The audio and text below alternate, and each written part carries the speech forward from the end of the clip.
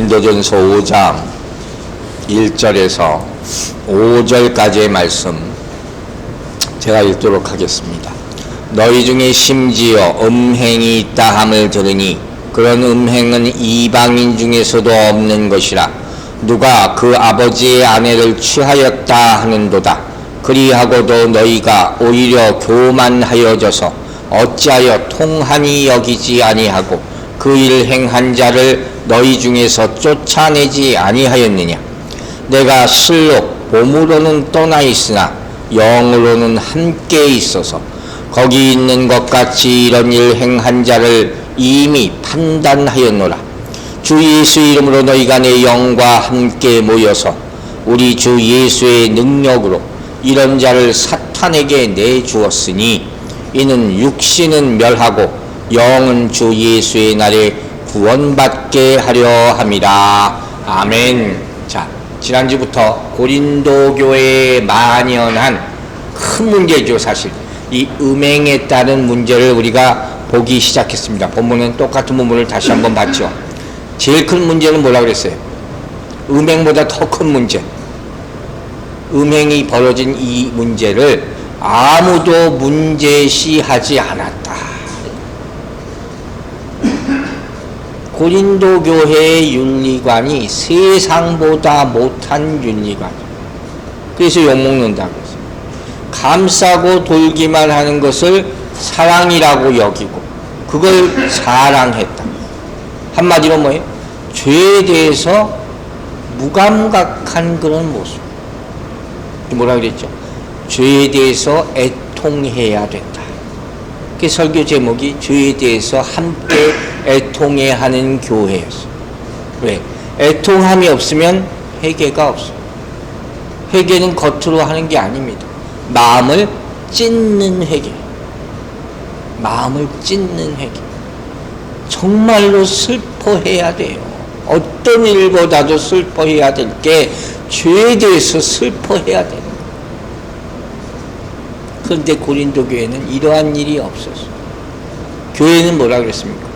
죄인들이 다 오는 곳이에요. 저도 죄인이고 여러분들도 다 죄인이지만 평생 동안 죄인으로 머무는 곳이 교회가 아니라 예수 믿고 새 사람 돼서 변화되는 곳이 교회라 그랬습니다. 용서받기만을 바라는 것이 아니에요. 평생 용서만 받고 살겠습니까? 변화가 돼야 되죠. 이런 문제를 보고 고린도 교회는 회피했어요. 그래서 거기에 대해서 어떻게 된다고 했어요? 교회가 연대적인 책임을 져야 된다. 누가 잘하고 누가 못하고 이거 따지는 게 아니에요. 이건 다 교회의 책임이라는 거예요. 결론적으로 무슨 말씀 드렸습니까? 왜 그래야 됩니까? 왜 연대적인 책임을 져야 됩니까? 교회는 그의 몸은 우리고, 그죠? 머리는 예수 그리스도. 이게 딱 붙어 있어요. 그러니까 몸에 문제가 생기면 예수님이, 머리 대신 예수님이 어떻게 생각하시겠습니까? 그래서 이 문제를 어떻게 처리해야 하느냐, 구체적인 방법이 오늘부터 이제 나오게 되는 거예요. 자, 2절 말씀부터 다시 봅니다. 5장 2절이요. 그리하고도 너희가 오히려 교만하여져서 어찌하여 통한이 여기지 아니하고, 그 다음에 뭐라고 했어요? 그 일 행한 자를 너희 중에서 쫓아내지 아니하였느냐. 이 무슨 소리예요? 출교시켰어야 된다는 거예요. 바울은 교회에서 치리해서 쫓겨내는 문제까지 지금 얘기하고 있는 거예요. 교회 안에서 반드시 있어야 되는 것이 뭐라고요? 치리라는 거예요. 지난주에 잠깐 지나가는 식으로 제가 얘기했어요. 우리 칼빈이 개혁을 하면서, 교회를 개혁하면서 개혁주의 교회에 4가지 요소가 있다 그랬어요. 그 3요소가 뭐냐? 말씀과 성례와 그 다음에 치리예요. 요새 교회들이 말하는 여러 가지 요소들이 아니라 개혁주의가 주장하는 것은 바로 말씀, 성례, 치리, 이 3가지라는 거예요. 얼마나 치리가 중요하길래 이렇게까지 말했냐 하는 것을 우리가 잊지 말아야 되는 거예요. 리폼드, 개혁이라는 게 뭡니까? 실제로 칼빈이 이렇게 얘기했을지 모르지만 오늘날의 개혁주의 교회들이 이런 모습을 가지고 있느냐? 천만의 말씀. 전혀 그런 모습을 보이지 않고 있다는 거예요. 제가 그런 이메일까지 다 보낸 적이 있어요. 개혁교회. 도대체 오늘날 이 개혁주의 교회라고 하는 리폼 처치라고 하는데 도대체 나는 리폼드된 모습을 하나도 볼 수가 없다. 아무도 그 리스판스를 해주지 않았어요. 그게 가슴 아픈 일이에요. 바울이 얘기하는 걸 너무 우리는 정말로 가슴 아프게 들어야 된다는 거죠. 오히려 요새 어떤 얘기를 하나? 아니 무슨 교회에서 지금 7일을 합니까? 사랑으로 감싸고 덮어줘야지. 그건 기본적인 거죠. 사랑이 없으면 아무것도 아니라고 했으니까 그 얘기를 하는 게 아니죠. 그러면서 뭐라고 그래요? 아니 무슨 교회에서 7일을 해 요새 같은데 교회가 여기밖에 없나? 널린 게 교회인데 그런 사람들이 지금 실제로 많단 말이에요. 교회를 다 골라서 가잖아요. 그 모습 자체가 뭘 얘기하느냐? 교회가 그만큼 타락한 증거라는 거예요. 교회를 모르고 교회를 우습게 보는 것이죠. 어떤 공동체도 법이라는 게, 룰이라는 게 있어요. 질서를 지키기 위한 것. 가치라는 게 있는 거예요. 근데 교회는 그게 없어야 된다는 건 말도 안 되는 소리라는 거예요. 어떤 분이 이러기까지 해요. 교회도 세상의 경제 논리를 많이 받아들여야 된다는 거예요. 이 장사하는 논리가 뭐예요? 가장 기본적인 게. 손님은 왕이다 하는 그런 거잖아요. 그렇게 생각하고 일단은 다 긁어 모아야 된다 하는 거예요. 그럼 어떻게 생각하세요? 사람 모으는 거 능력껏 다 모을 수 있어요. 그런데 그 다음이 더 중요하다고 제가 계속 얘기하잖아요. 그걸로 끝나서는 안 된다는 거예요. 교회를 장사하는 곳으로 만들어버렸어요. 그 예수님이 사역하시기 전에 제일 먼저 하는 게 뭐예요? 성전을 다 클린징 한 거란 말이에요. 장사하는 곳으로 만들어버렸다. 벌써 오래된 얘기예요. 가슴 아픈 얘기예요. 한국에 있는 어떤 교회, 많은 교회들이 그런다 그래요. 진짜 실제로 교회 주일날 교회 나오게 하려고 급식 티켓 이런 티켓을 나눠줘요. 진짜로 그렇게 한다니까요. 제가 뉴욕에 와서 어떤 분 제가 기업 신방을 간 적이 있었는데 그런 분이 있었어요. 부부가 계셨는데 한 분이 진짜로 그랬어요. 목사님, 제가 이 교회 다니게 됐으니까 목사님한테 좋은 팁을 하나 알려드릴게요. 똑같은 얘기를 하더라고요. 그래서 이런 걸 나눠주면 성도들이 더 모일 겁니다. 참 기가 막혀서 할 말이 없어요. 그건 이미 교회가 아니에요. 그걸 알아야 돼요. 그리고 마태복음 22장에 혼인잔치의 비유가 나옵니다. 그래서 아가서도 그렇고 계속 혼인에 대한 얘기를 많이 나오는데 그 혼인잔치에 여러분 참여하기 위해서 가장 중요한 게 뭔지 아세요? 우리 다 혼인잔치에 참여할 겁니다. 믿습니까? 천국에 다 들어가잖아요. 거기 가기 위해서 가장 기본적으로 우리가 준비해야 될 게 뭡니까? 제가 지금 모습을 보여주잖아요. 예복이요, 예복. 이거 잊지 마세요. 항상 내가 예복을 입었나? 이거 반드시 이거 점검해야 돼요. 그냥 가는 게 절대로 아니란 말이에요. 자, 보세요. 마태복음 22장 12, 13, 14절. 이르되 친구여 어찌하여 예복을 입지 않고 여기 들어왔냐 하니 그가 아무 말도 못하거늘 임금이 사환들에게 말하되 그 손발을 묶어 바깥 어두운 데에 내던지라. 거기서 슬피 울며 이를 갈게 되리라 하니라. 못 들어갔어요. 그 다음에 뭐라고 했어요? 청함을 받은 자는 많되 택함을 입은 자는 적으니라. 잊지 마세요. 교회 다닌다고 다 천국 가는 거 아니죠. 천국에는 절대로 아무나 들어가지 못합니다. 교회는 천국의 그림자예요. 이 땅에 교회를 세우신 이는 여기서 천국 들어갈 연습을 하는 거예요. 그리스도인이라는 것은 이렇게 만들어지는 것이다 하고 세운 것이 바로 교회라는 것이죠. 와서 내 멋대로 사는 것이 교회가 아니라는 거예요. 그러면 현실적으로 그래요. 제가 목사로서 왜 성도들이 필요하지가 않겠습니까? 성도들이 많으면 많은 일을 할 수 있어서 제가 가장 감사한 거죠. 성도 없는 교회가 무슨 의미가 있겠습니까? 그걸 누구보다도 제가 잘 알죠. 지금 바울이 얘기하는 건 뭐예요? 사람 숫자보다 더 중요한 것이 오늘 바울이 경고하는 그 내용이라는 거예요. 그걸 알아는 거예요. 저는 개인적으로 이렇게 생각해요. 목사의 의무라는 게 뭐냐? 사람을 불러오는 것보다 더 중요한 것은 바르게 말씀을 가르쳐서 천국으로 인도하는 일이라고 믿습니다.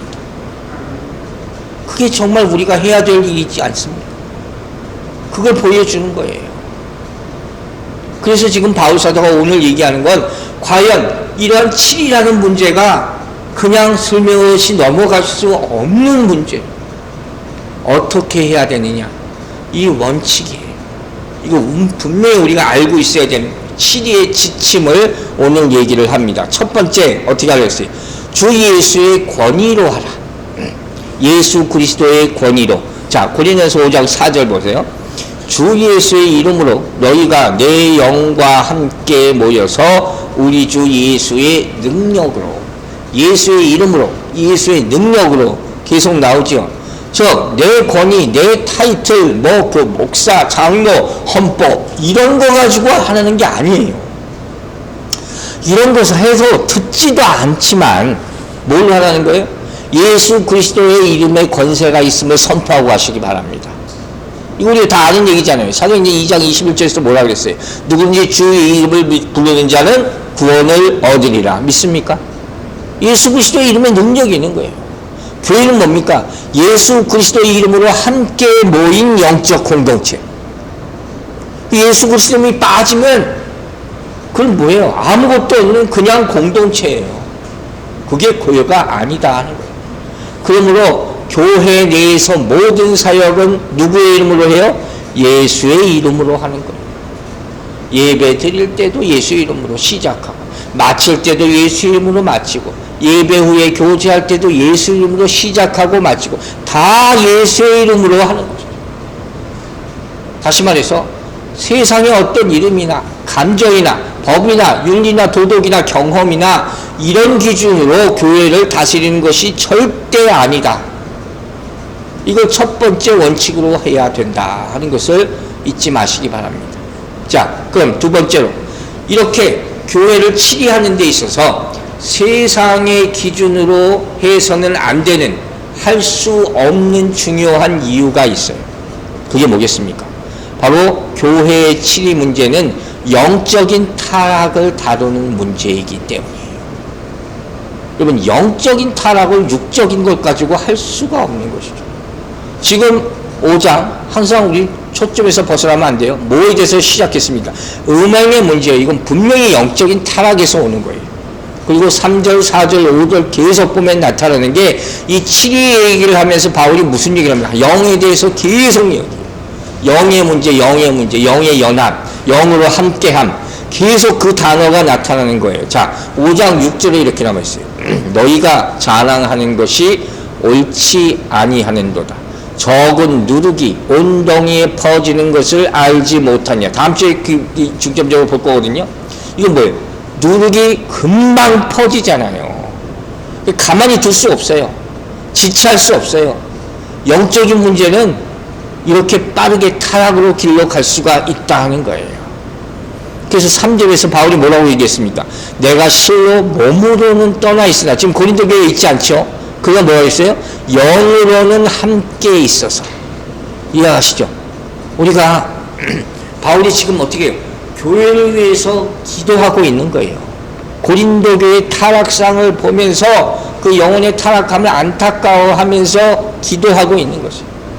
우리도 중보기도 할 때 한국에 있는 분들, 멀리 있는 분들, 이 자리에 없는 분들 위해서 기도하잖아요. 왜? 영으로 하는 것이기 때문에, 시간과 공간을 초월하기 때문에. 지금 바울의 심정이 바로 똑같은 것이야. 또 4절에 이런 표현을 썼어요. 내가 영으로 함께 모일 때. 자, 이런 거 생각나는 거 없어요? 영으로 함께 모일 때. 우리가 마태복음 18장 20절에서 뭐라고 했어요? 두세 사람이 내 이름으로 모인 곳에 나도 그들 중에 있느니라. 이걸 뭐라고 해요? 교회잖아요. 교회예요. 이걸 잊지 마세요, 여러분. 그러니까 이 고린도전서 5장의 7위의 말씀은 마태복음 18장과 완전히 연결이 되는 말씀이에요.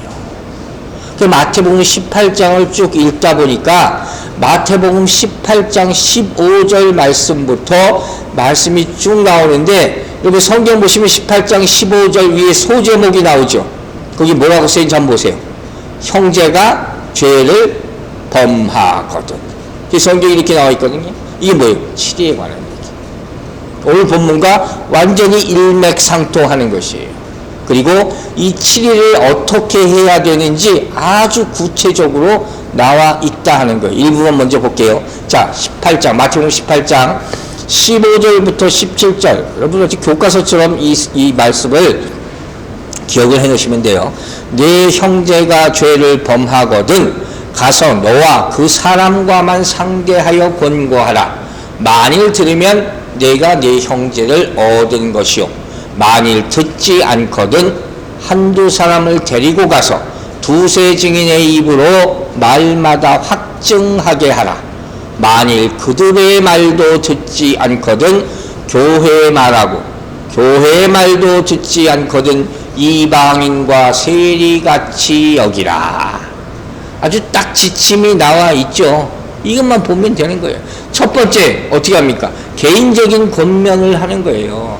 여기서 죄는 그 형제가 자기한테 죄를 범한 것이 아니라 일반적인 죄를 벌이는 거예요. 그리고 처음에 어떻게 하는 거예요? 개인이 가서 면담 형식을 하는 거예요. 단둘이 만나서 충고해 보는 거예요. 이것부터 시작하라는 거예요. 근데 사실 많은 분들로 얘기하는데 이게 가장 어렵다고 얘기를 하더라고요. 1대1로 가서 얘기하는 게. 여러 가지 이유가 많겠죠. 그래서 회피한단 말이에요. 그런데 겸손함으로 이야기하는 게 뭐겠습니까? 나도 죄인인데 어떻게 그걸 직접적으로 얘기할 수 있나? 이게 참 어려운 거예요. 그렇죠? 근데 바울은 어떻게 얘기하라는 거예요? 그것보다 더 좋아하는 게 뭐냐? 내가 그리스도인으로서 죄를 지은 형제에게 개인적으로 권면을 해서 성령의 도우심으로 깨닫게 돼서 회개하면 어떻게 된다는 거예요? 형제 하나를 구하게 되는 거예요. 그 형제를 잃을 수 있었는데, 인간적인 관계에서 있는 거 말고 예수 그리스도 안에서 형제요 자매라 있잖아요. 그걸 잃을 수 있었는데 그 형제를 다시 얻게 되는 것이다. 이걸 먼저 생각하라는 거예요. 이 권면의 목표는 정죄하러 가는 것이 아니라 그 형제를 죄에서 돌이키게 만들어서 다시 얻게 하는 데 있는 거예요. 여러분 이게 성공하면 어떻게 되겠어요? 이거 부둥켜 안고 많이 울게 됩니다. 이런 경험을 할 수 있게 되기를 바랍니다. 이게 정말 성령의 역사죠. 이게 어려워요. 맞아요. 그러나 하나님이 도와주시면 이거 역사한다니까요. 꼭 이런 경험을 하게 되기를 주의 이름으로 축원합니다. 레위기 19장 17절 이런 말씀이 나와 있어요. 너는 네 형제를 마음으로 미워하지 말며 네 이웃을 반드시 견책하라. 그러면 내가 그에 대하여 죄를 담당하지 아니하리라. 이거 우리가 해야 될 일이에요. 성경에 나와 있습니다. 여러분이 이런 역사가 인생 가운데 많이 나타나기를 주의 이름으로 축원합니다.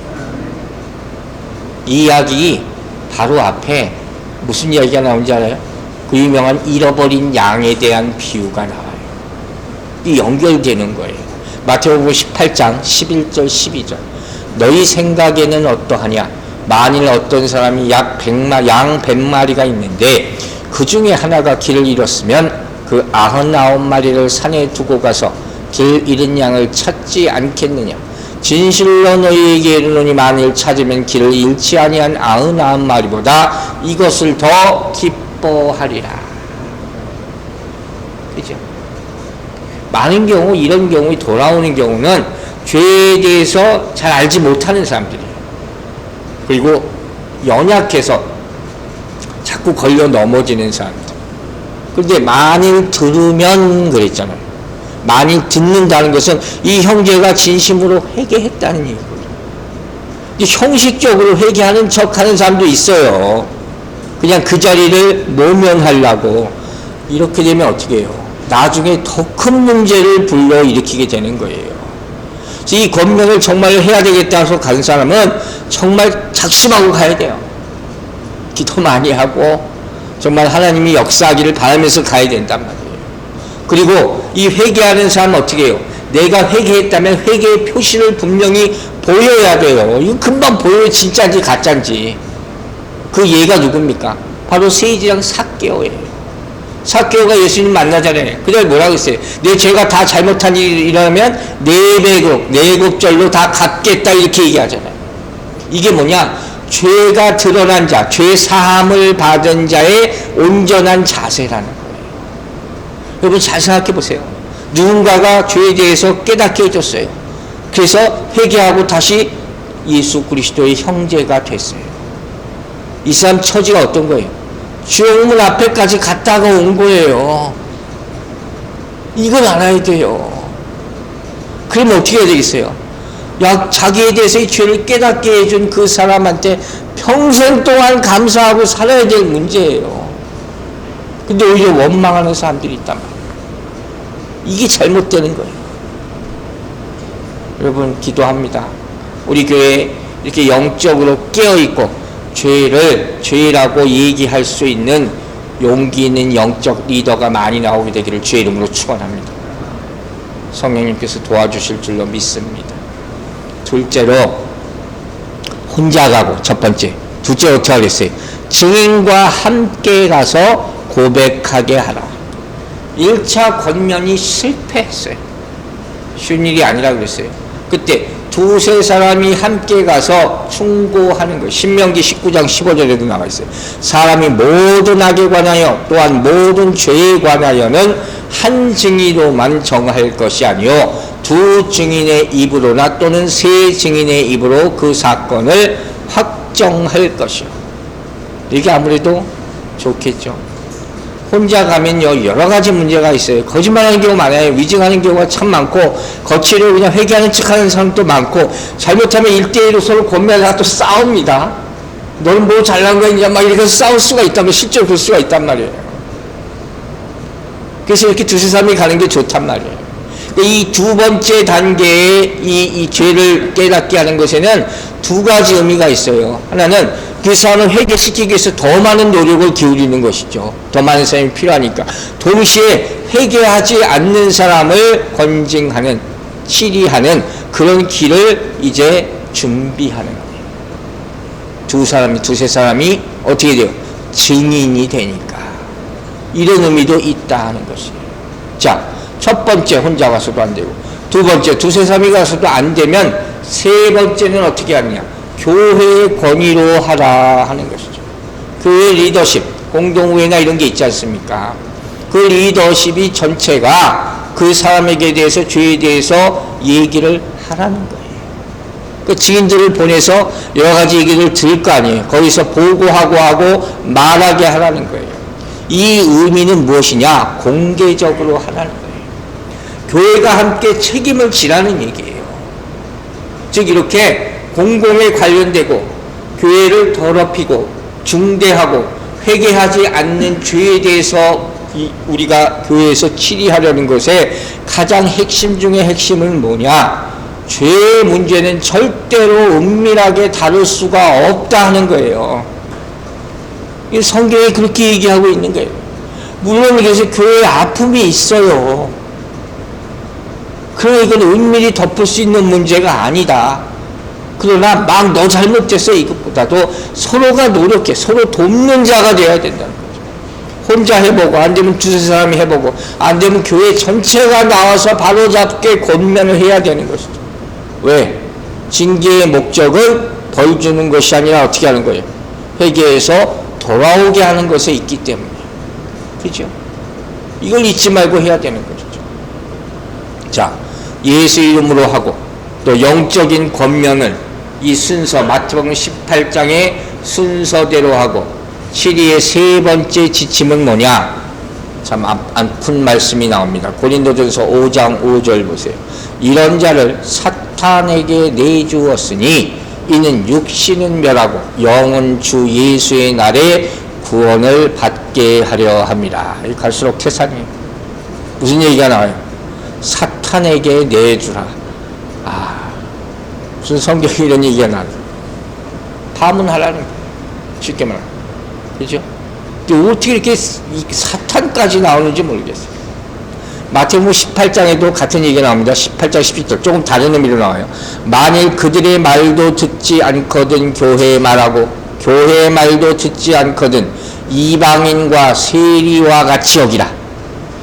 여기 좀 약화된 것 같이 느끼긴 하지만 똑같은 얘기예요. 이 얘기는 뭐냐? 더 이상 교회의 일원으로 받을 수 없다. 여기 마지막에 나오는 이방인과 세리는 뭡니까? 성경 뭐라고 했어요? 유대인하고 이방인 이렇게 나눈다 그랬잖아요. 유대인들은 이방인은 사람 취급을 안 했다니까요. 특별히 그들의 마인드로는 이스라엘 공동체 바깥의 사람이에요. 가장 두려워하던 것이 바로 이런 얘기예요. 이방인 취급하는 것. 완전히 죄인 취급하는 것. 구원에서 벗어났다는 의미까지 하나하고 있는 그런 것이 바로 이방인과 세리라는 거예요. 즉 교회 안에 있으면 하나님의 보호와 벌 받을 수 있는데 교회 바깥에 나가 있으면 하나님이 보호해서 완전히 떨어진다는 것이고 교제도 하지 말라는 것이에요. 교제하는 것을 완전히 제외시킨다는 것이에요. 이거 우리가 지금 어떻게 받아야 되느냐 중요한 거죠. 지금 우리가 바울이 여기서 말하고자 하는 것 바울이 바라는 것이 뭐냐 하는 거예요. 주님이 말하는 것이죠. 뭘 봐야 됩니까? 하나님께서 죄인들을 얼마나 세심하게 보시고 또 얼마나 그 죄에 대해서 단호하게 다루시는가. 이걸 경각심을 가지고 본문을 보라는 거예요. 고린도전서 5장 3절에 이렇게 나와 있어요. 내가 실로 몸으로는 떠나 있으나 뒤에 보세요. 영으로는 함께 있어서 거기 있는 것 같이 이런 일을 행한 자를 어떻게 했어요? 이미 판단하였노라. 그게 가지도 않았는데 이미 이게 죄인으로 판단했다는 거예요. 분명히 이렇게 말할 수 있어요. 또 말해야 되고 이러면 사랑으로 감싸야 되지 않겠습니까? 이렇게 해야 되는 거예요. 근데 바울이 주장하는 핵심은 뭐예요? 악은 악이라는 거예요. 죄는 죄다. 이것이 절대로 교회 안에서 정당화될 수는 없다는 거예요. 그럼 뭐가 우선인지 우리는 결정을 해야 되는 거예요. 이것도 저것도 안 하면 고린도리 같이 어떻게 자꾸 미루다가 다 죄가 만연해 버리잖아요. 이거 교회가 아니라 그랬으니까. 정말 우리가 잘 생각해야 돼요. 바울이 이 말이 참 야속한 너무한 것 같이 들릴 수도 있어요. 근데 바울은 굉장히 단호합니다. 이미 판단했습니다. 나는 이 말을 듣자마자 판단했어요. 이건 그냥 놔둘 것이 아니다. 이 바울의 신속한 판단과 고린도 교회 성도들의 그냥 놔둔 것과 완전히 여기서 대조되죠. 이걸 우리가 봐야 되는 거예요. 이 음행이 계속 지속되고 있었다고 했단 말이에요. 이미 일회성도 아니었단 말이에요. 이 계속 지속되는 상황이 심각한 것이고 이 안에 징계할 수 있는 찬스가 여러 차례 있었어요. 근데 서로 다 미루고 있었다는 거예요. 여러분, 이런 일이 생겼을 때 어떻게 해야 되냐는 거예요. 바울의 마음이 이런 거예요. 내가 지금 욕을 먹을지언정 지금 처리하지 않으면 교회는 돌이킬 수가 없게 된다. 이 마음을 우리가 해야 돼요. 아나니아 삽비라 사건 기억하시죠? 초대교회가 항상 쓰고 부흥하고 있을 때 근데 그로 말미암아 어떻게 했어요? 죽었어요. 그날 죽어버렸어요. 이 황당한 일이 어디 있어요? 이런 것을 우리가 봐야 된단 말이에요. 교회의 정결을 지킨다는 게 보통 결단이 아니면 어려운 문제다. 교회 리더십들이 철저하게 훈련되어야 된다. 여러분, 우리가 잘 아는 가룟 유다, 그죠? 가룟 유다에서 한참 많이 생각해 볼 때가 있었거든요. 여러분 어떻게 생각하는지 모르겠어요. 그렇잖아요. 예수님이 픽업했어요. 다 같이 돌아다녔어요. 3년 동안. 그죠? 예수님 딴에 가룟 유다를 변화시켜 보려고 애쓰지 않았겠습니까? 마지막까지 애를 쓰셔요. 사람들이 있는 데서 너희 중에 나를 팔자가 얘다 이렇게 쓱 말하세요. 들으라는 얘기예요. 놀랐으면 그때 회개했어야 되는 거거든요. 근데 끝까지 안 해. 마지막에 뭐라고 해요? 네가 하고자 하는 일을 해라. 이래버리세요. 이 얘기가 바로 오늘 본문에 나오는 사단에게 내주었다는 얘기. 이제 아시겠죠?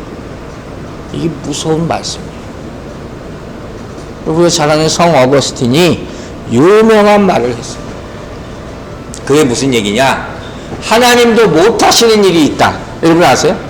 하나님 전지전능하신 하나님이 못하시는 일이 뭐예요? 예? 그게 뭐예요? 하나님이 할 수 없는 일.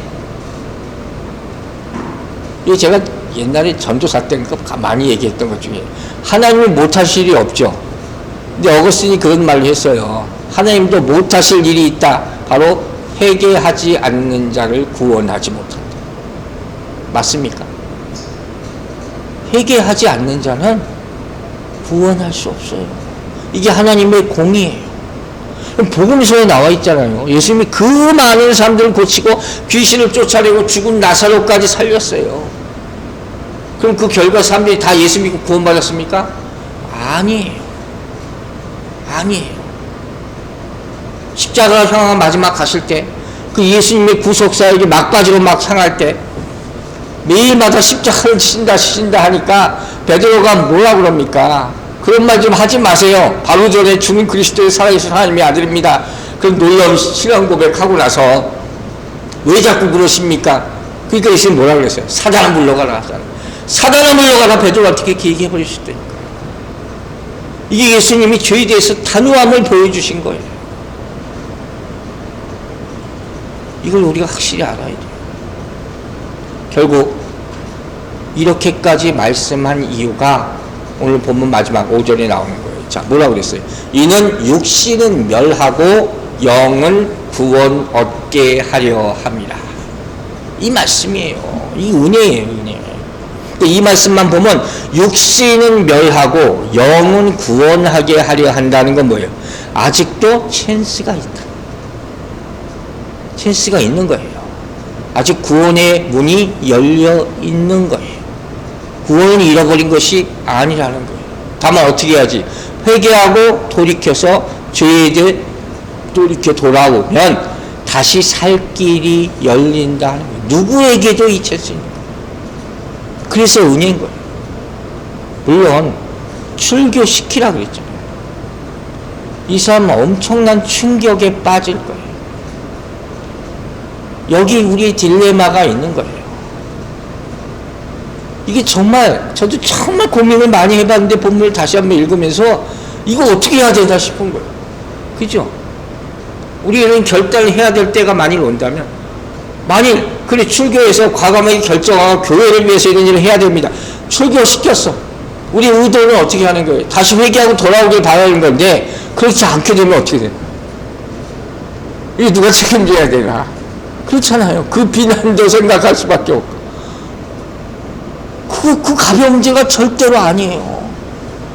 물론 그걸 바라는 마음으로 한다. 이렇게 성경이 나와 있지만.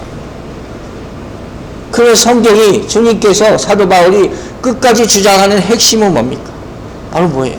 죄는 미워할 수 없지만 죄에 대해서는 단호해야 돼요. 이게 오늘 말씀의 핵심이에요.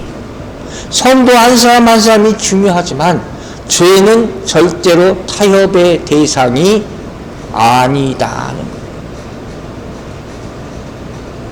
여러분, 한국교회가 저 많은 성장을 한 가장 근본 이유가 뭔지 아세요? 초기 한국 교회들은 성도들의 죄에 대해서 엄청 단호했어요. 그래서 교회 가기가 무섭다 하는 정도가 나올 정도였다고. 정말 여러분 아시잖아요. 우리 교회 다닐 때만 해도 예배 시간 조금 늦으면 예배당 안에 못 들어왔어요. 그런 거 다 죄예요. 다 교회 안에서. 어떻게 감히 예배당에 들어와요? 바깥에서 서가지고 끝날 때까지 기다려야지.